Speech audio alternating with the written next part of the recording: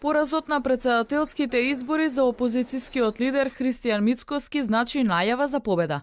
Според информации на телевизија 24, во Белата палата владе оптимизам поради добиените 42.000 гласови повеќе од локалните избори во 2017 година.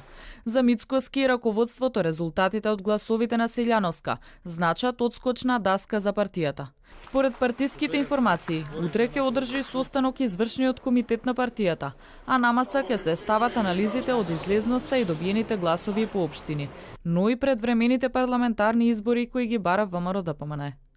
Гордана Силјановска-Давкова и ВМРО-ДПМН победија во 42 општини. Да беа ова локални избори, сега ќе имавме 42 градоначалници. Да беа парламентарни, ВМРО-ДПМН ќе имаше најголем број на мандати и ќе беше новиот мандатар.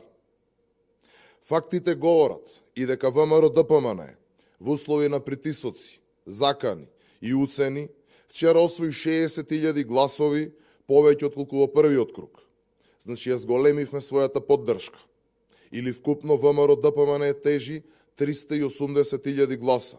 Дел од критичарите на актуелното раководство пак сметаа дека и понатаму се неопходни внатрепартиски реформи.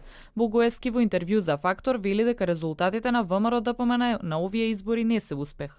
Ако останеме во оваа кал и со овие политики, реторика и овој тим, ние ќе доживееме пораз на следните парламентарни избори во 2020 година. Ако во вакви услови изгубиме избори, тогаш не сакам да помислам што ќе биде ако мрзливата влада нешто на вистина сработи. Ова се први избори откако Христијан Мицкоски ја презема партијата, но и по сите внатрепартиски турбуленции со разрешувањата и исклучувањата на партиските функционери, но и откако на јавна сцена дел од нив отворено се спротиставија на партиските политики.